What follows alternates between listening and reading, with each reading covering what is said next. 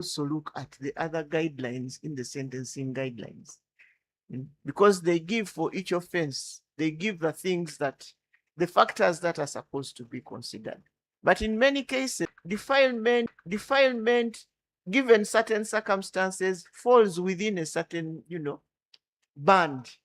Murder, given particular certain circumstances, falls within a certain band. But maybe we need to look at that. I remember the High Court bulletins long ago used to lay down. They used to lay down sentences and as a kind of guide. But I think when we lost that, we don't have something that people will look at. So it's not easy for a trial judge to go and find all these precedents, because I think when they hear these cases in a criminal session, they feel they don't have time. So they just look at the sentencing guidelines and say 40 years, 50 years, 35 years, and so on. I think that's where the problem lies.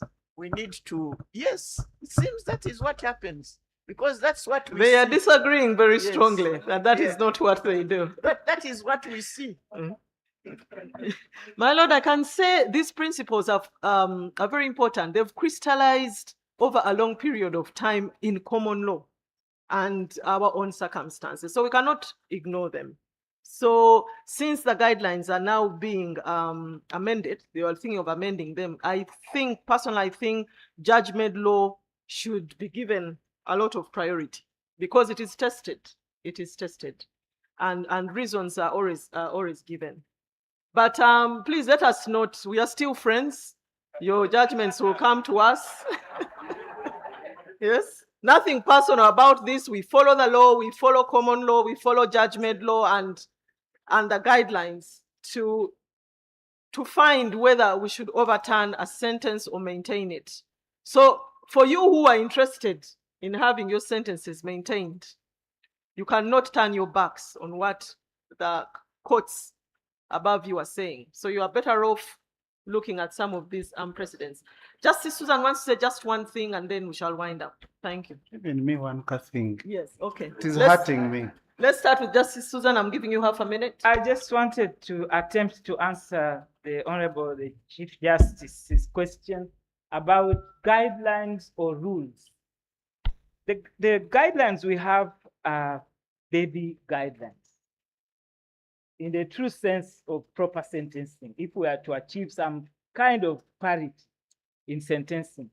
And in the paper that is going to be distributed to the participants, there's a proposal to have sentencing brackets, a sentencing grid for each kind of aggravating or mitigating factor, a certain number of years. I know people are going to say that is limiting their discretion, but it is not. In countries that are more developed than us, that is, they have commissions, sentencing commissions. We can create one in the judiciary. So if you see judges are going this way and that is not the correct way, the commission sits and gives another guideline. And somehow the whole world will see that for a person who has killed a person, a wife, first offender, he will get 20 years. For someone who has killed and raped, he will get 30. So that people understand the sentences we are giving out. Thank you. A minute. My Lord, I want to say sentencing should best be by ascertaining what is raised as mitigating and aggravating factors. Because you have had the evidence, you have convicted. But where does this principle of any reasonable doubt should be resolved in favor of the accused end? I think it should go up to sentencing. It's not enough, for example, to say the offense is rampant in the area and you jump with that.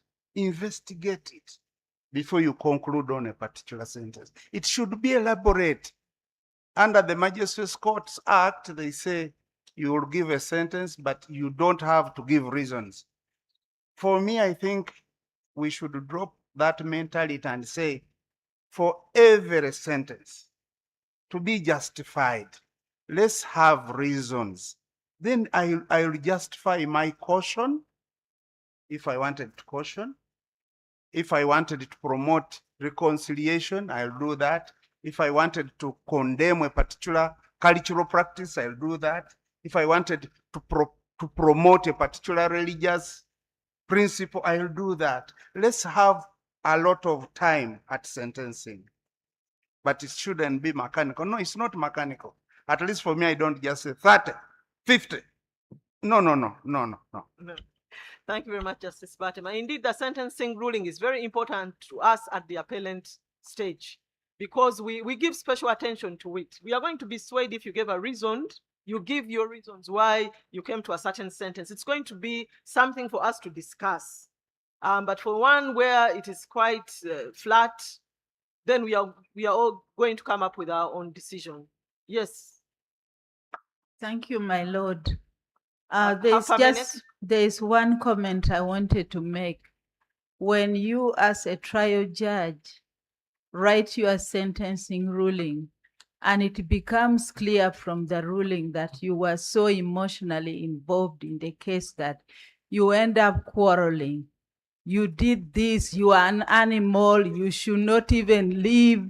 And then at the end of the day, you look at all the aggravating factors, you ignore to consider the mitigating factors, you even fail to take into account the period of remand because you were consumed by anger. And at the end of the day, I sentence you to 60 years. Please, don't betray yourself in your sentencing ruling.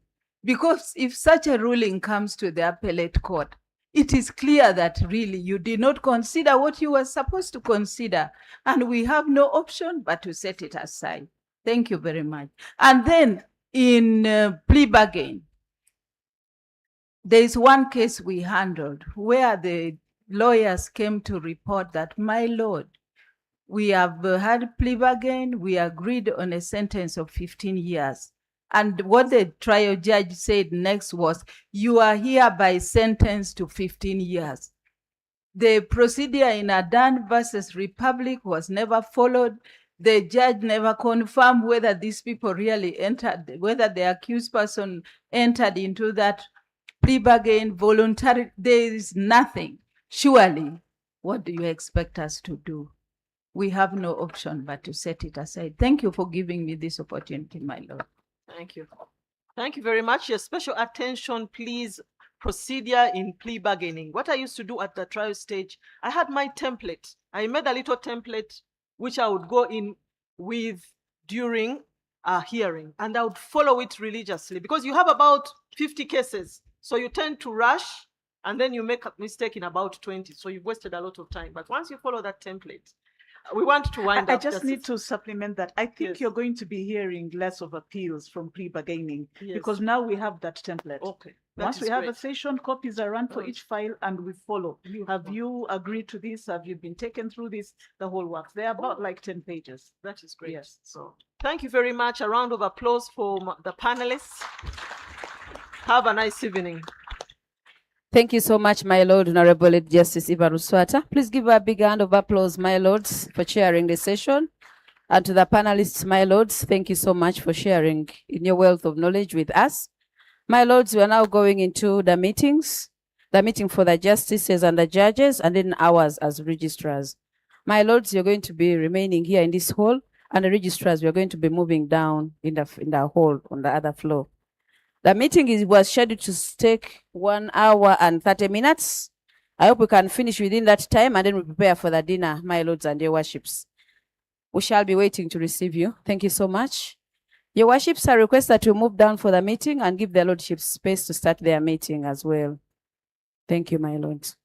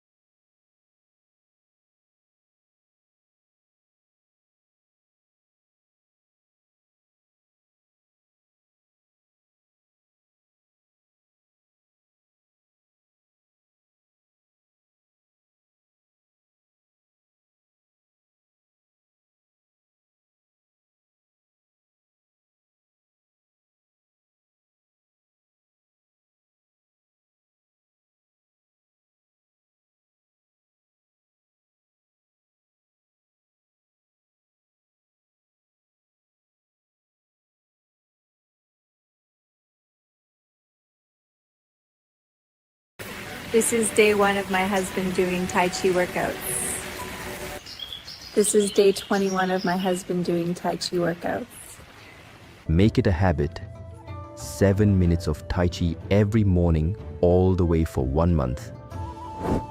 In 1 week, you'll feel better. In 2 weeks, you look better. In 1 month, your wife won't believe your results. Here's a Tai Chi workout plan, made for men over 50. These beginner-friendly exercises take just 7 minutes a day. Tai Chi is the best medicine for men over 50, and it's a key to long-lasting health and vitality. It's more than a workout. It's a game changer for your life and longevity. Just open the app and follow along.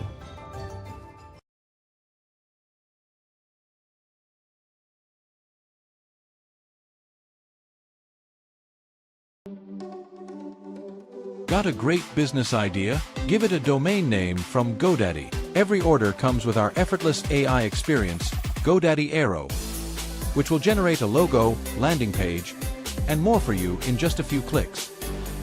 With our award-winning support, it couldn't be easier to start an online business with us, which is why we're trusted by more than 20 million customers.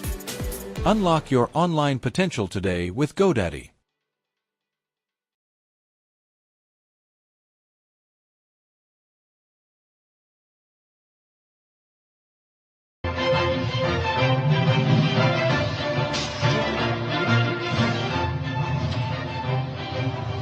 Hello, everyone. Welcome to the program. This is Sunday Politics live on Channels Television. I am Sean Kimale, live for you in our Abuja studio. Tonight, Nigeria's security situation is once again at the center of national conversation, from some of the renewed attacks in parts of the country to ongoing military operations against insurgents and bandits, and questions around funding, intelligence, and accountability. A few days ago, we saw the federal government signing new military cooperation agreements with Turkey, aimed at strengthening Nigeria's defense capability through training, intelligence sharing, and strategic support. The government says these partnerships, alongside internal reforms, are already yielding results on the battlefield. But many Nigerians are asking hard questions. Are we truly safer today when we were compared to about a year ago or even 3 years ago? Why do the attacks still recur despite claims of military gains? And how soon will Nigerians feel a real difference in their daily lives? Tonight, we'll be asking those questions directly. And joining us tonight on the program is the Minister of Defense, General Christopher Musa. It's live for us here in our Abuja studio. Many thanks for joining us tonight, Thank you very much, Honorable Minister. Great to be here. The last time you were in this chair, you were the Chief of Defense Staff. Very well. And today, you are the Minister of Defense. Very well. It does look like you were not even allowed to take your full post-military service retirement before you were called back into service. How does that feel, though? Yeah, I think I had about 5 weeks, which is enough. I mean, being in the military, I never thought I had up to a time that I had up to 2 weeks. Away from work. So it's been for 39 years. It's been great. Yeah. So we're used to it. And in fact, now if you sit down not doing anything, you just feel like something is wrong somewhere. So you have to get busy. So I'm glad. I'm very happy. I'm thankful to God, to Mr. President, for considering me worthy this position. It's a great position. It's a big task. But I know with the love I had from Nigerians, that will continue to ginger me to want to do more. It seems that your appointment came widely acceptable. You've gained for yourself a reputation that a lot of Nigerians have come to love. And despite some criticism against your person, but it seems you have almost an equal measure of love from a lot of people. And people thought that it was a round peg in a round hole. But transiting from being a Chief of Defense Staff into a Minister of Defense, how quickly are you able to, or you're still transiting? No, it's okay. The military prepares you for both sides, being in the military and out of it. And again, being a general, I was promoted Brigadier General in 2018. So I've been in it for this long. So it has prepared me knowing that very soon I'm going to exit. And so you know that you have to learn on both sides, not leaning on only the military, because once you were a civilian before you became a military man, and after 35 years, you're going to return back to being a civilian. So it's a mindset that you have to keep up, knowing that that will surely happen, and there's nothing you can do about it. So it's good you prepare yourself, and I have prepared myself for that. My last question to you on this program when you were CDS is, what would you like to be remembered for? I'm not sure you remember what your response was. No, I mean, as usual, to know that somebody who has given his best to his country and that there's peace when I'm in charge of security. And that's what we'll continue to do. Do you feel that this is a continuation of the CDS role, considering that you wanted to do just everything possible as CDS, now you're transiting into being a Minister of Defense. Yeah. Do you think that you did not fully achieve your aims and objectives based on what you told me as CDS? Now you're moved into Minister of Defense. I think it's a chain. It's a link chain between the two.